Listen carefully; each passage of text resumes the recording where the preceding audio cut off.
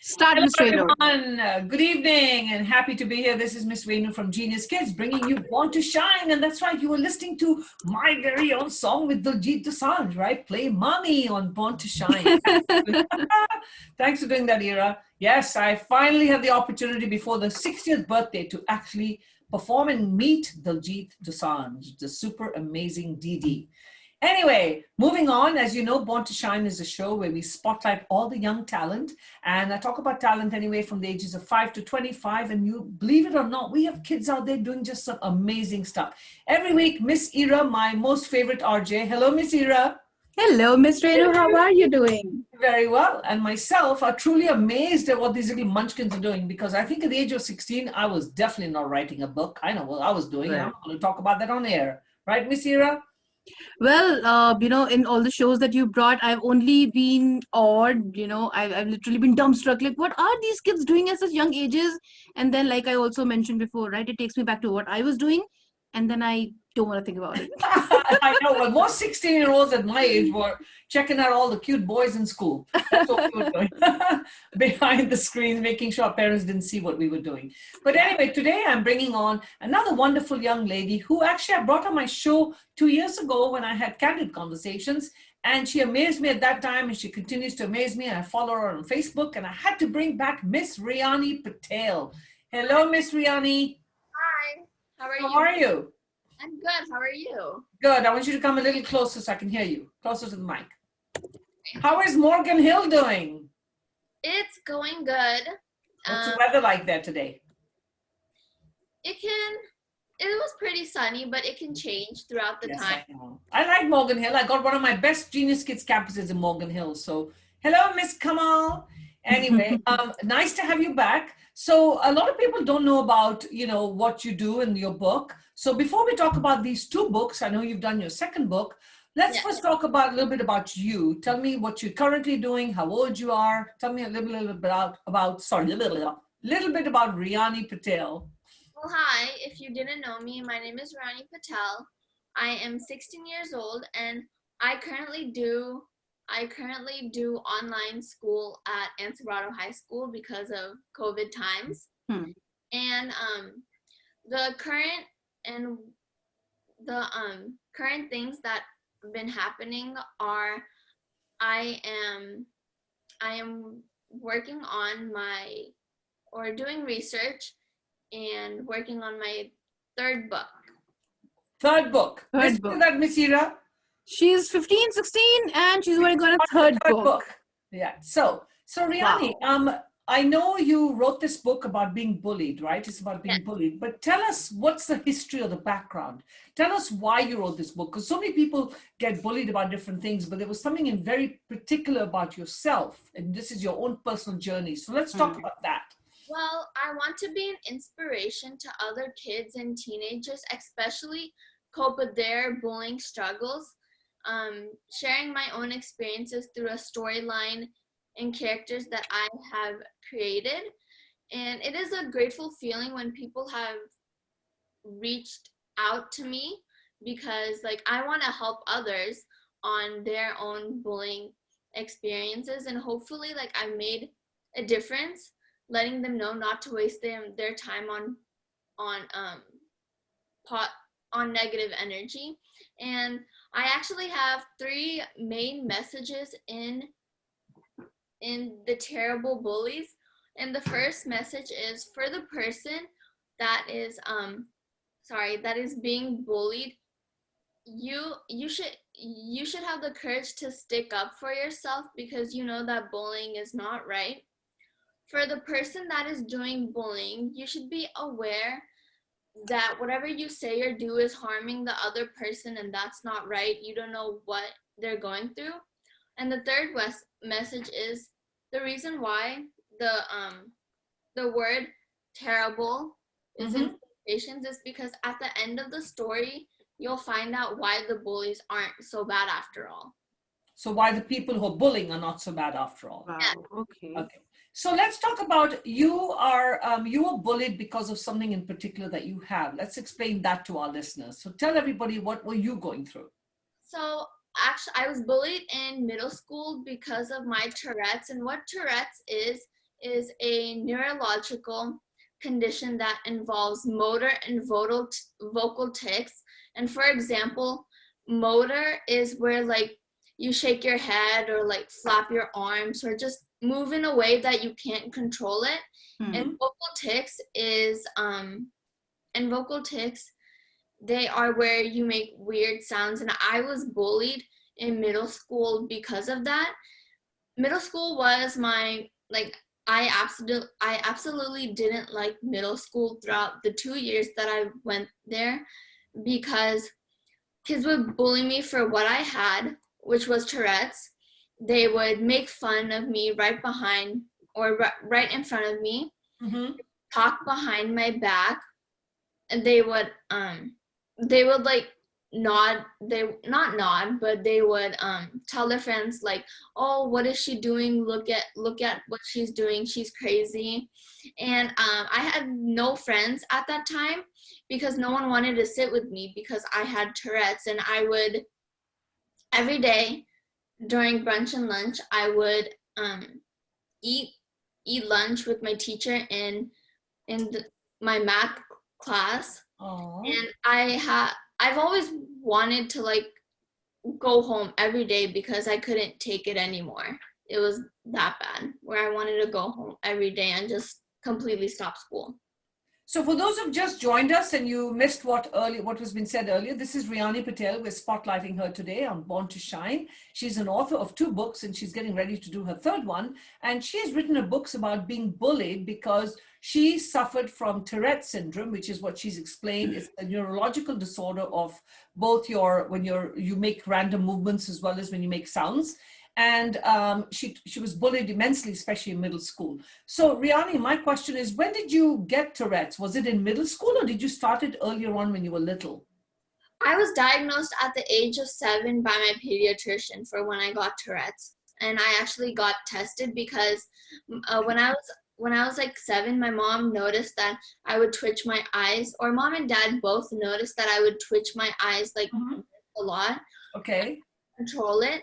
And so my mom, like, she was wondering, like, is it just a habit or why is she doing this? And so we went to my doctor and we told her all about this. And she said that I should get tested for tic/Tourette's. And that's when we did test, and that's when I got Tourette's. And you didn't get bullied in elementary school? Because I would have expected younger kids to make, to tease you more than older kids. Yeah. Well, I actually didn't get bullied in middle school because I believe in the 4th or 5th grade, my teacher, she explained to the whole class on what I had. Okay. And it actually made me feel really comfortable because all of my classmates knew that I had Tourette's. And so they said that, like, it's okay if you tic in front of me. I know what you have now. I won't be bothered by it. And so I felt really glad. So basically your teacher educated everybody on the situation. So yes. Then how come your middle school teacher did not think that was appropriate? Something similar should have happened in middle school also. Why did your middle school teacher not do that? I don't know. I guess I was just too shy to share that, because if my middle school teacher shared to the whole class, you know how some students could be serious about the situation, and I believe some wouldn't be serious about the situation. So wow. So anyway, so going to your first book, you wrote your first book when you were how old? I wrote my first book, The Boy Battle, when I was 12 years old. Why was it called The Boy Battle? It was called The Boy Battle because there's these 2 young girls named Tanya Weeks and Diamond Pollock who fight for a boy that they like. And at the end, it reveals which girl wins the boy after all. Okay. And you wrote that at 12? Yes. Okay. How did you come up with the idea? Why? So maybe we do start thinking about boys when we're about 12. Maybe I was off. So, and what was that anything to do with Tourette's at all? Did you bring that up in the book at all? Yes. So the book is about the young girl named Tanya Weeks who has Tourette syndrome, Okay. and she likes the middle school quarterback of football named Jake Bridges, but that mean girl, Diamond Pollock, gets in the way. And the reason why I wanted to write about Tourette's is because when I was 12 years old, I still had Tourette's, and not many people knew about what Tourette's is. And so I wanted to raise awareness. So And then you wrote your second book. Do you have the same characters in your second book, or do you have introduced new characters? I have same characters and new characters in the second book. Okay, wonderful. And what do you plan to do in your third book? What I plan to do in my third book is write about 3 topics in one that are really important during these days, and that's the topic of football, vaping, and bulimia problems. Okay. My question is, Miss Renu, how did Riyani, how did you think about, putting your thought on paper? Why did you think about writing a book? If you were bullied, like when you were bullied, and mostly you would just probably shy away from everybody and you don't want to be out there. You did exactly opposite. You went out and wrote down your story, made up a whole book about it, and presented it to people to raise awareness. So how did you even come up with that idea? To write a book? Well, it wasn't actually my idea, but my tutor named Mr. David Chappelle, he was the one who first helped me in math, but a few months later, he created a nonprofit called Literary Legacies, and it helps other students like me write their own books and tell different stories. And I was actually his very first student. And so one day at home, he reached out to my parents and said, I started a nonprofit called Literary Legacies. It's about where children write books and their own stories. And I was wondering if Riyani would love to participate. And I said yes, because I thought that was really cool on writing a book. That is. Great It job. not only helps you with your creative writing skills, but it Yes. also helps you express your feelings. Yes. Awesome. Yes. So Riyani, where do you see yourself? I mean, you've started writing already books, which most kids will shy away from. Where do you see yourself 5 years from now, 10 years from now? I mean, what do you aspire to be? Well, in 5 years or 10 years from now, I hope that I hope that I made a difference in the world where people would understand. I hope to sell a lot of books, and may I share my wishes as well, and Of course, we want you to. We want to know all about you. and some of my wishes are I would love to meet Vice President Kamala Harris and tell her about my books. I would love to be friends with an A-list celebrity and other influencers. I would to have more followers on Instagram. And to the people that are seeing this, I would love your support if you could follow me on if you could follow me on my Instagram handle at Riyani Patel 007. And I would love for more people to learn about what Tourette's is, because in the movie Hitchkey, where Rani Mukherjee, she plays a teacher who has tics. I was just not thinking about that. Yes. Yeah. And I love that movie. It was fantastic. It was absolutely fantastic. But Riyani, you already know Miss Renu, so your celebrity wala wish is already done. I think she was aiming at the ones who have about 5 million followers or more. Hey, Daljit Dosanjh, you know Daljit Dosanjh, you've met him. Please don't be so modest. You're a celebrity. Riyani, tick. It's done. think the wish list is very doable. And for those who are listening in, the least you can do is follow Riyani on Instagram. And you can't forget her Instagram handle. It's Riyani Patel 007. James Bond or what? Amazing. So, Riyani, tell me a little bit about, for those many people are listening into the show, because, bullying is not just something that kids do, adults do it as well. And it's not just restricted to in-person bullying. Nowadays, people bully each other on social media. They troll you on social media, they bully you. It's just, things have got out of hand. And especially this last year, I think during COVID, people have been sitting at home doing nothing and kind of get carried away with their social media. So tell me, Riyani, why do bullies become bullies? You mentioned that in your book, and we're definitely going to read it, but why did you say that bullies are not terrible people? Because for someone who's being bullied, especially on social media or in person, you feel like a little mouse and you want to like hide, and Yeah. your kids are scared to go to school. So Yeah. why do you feel those bullies are not terrible people? Because I feel like because everyone makes mistakes, and in the book the bullies realize that they made a mistake and that they should do better in their life and in their situation. So the bullies in the book eventually turn out to be good guys. Yes. And that's also a lesson for anybody who's a bully who probably does this. Just if you own up to your mistake, if you realize your mistake, you're not a bad person after all. Yeah. And speaking of bullying, I would love to share a chapter in Yes, please. love to Yes. share a chapter called called The Bullying Starts. Mm-hmm. So may I read? Of course, we would. What better than to have an author read their own book? Okay. So Tanya arrives at school the next morning, and she sees Riku bullying other students.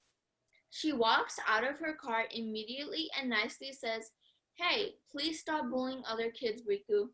It's not nice and you don't know what they are going through." Riku's facial expression turned to rolled eyes and raised eyebrows. He responds, "You can't tell me what to do, sweetheart." Tanya wears a disgusted look on her face and says, "Okay, don't ever call me that again," and walks away with dignity. Tanya observes more bullying walking to her first period class. The bullies are Raphael and Adele. This time she catches the two pushing other kids, talking trash and laughing about it.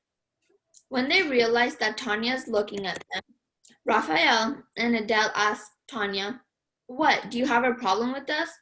If you do, say it to our face. We are not scared." Tanya has a mad look on her face and responds, "No, I don't have any problem with you. But what you are doing is wrong." She walks away fast so that they can't catch up to her. Tanya sees an incident that startles her no long after. It is Ivana and Carlos bullying Diamond. Ivana tells Diamond, "Just because you're a cheerleader doesn't mean that you're pretty. To be honest, you're kind of ugly." Carlos and Ivana start laughing and Carlos pulls Diamond's hair. Diamond starts crying and exclaims, "Please stop, please." Carlos and Ivana ignore her and they start laughing even more.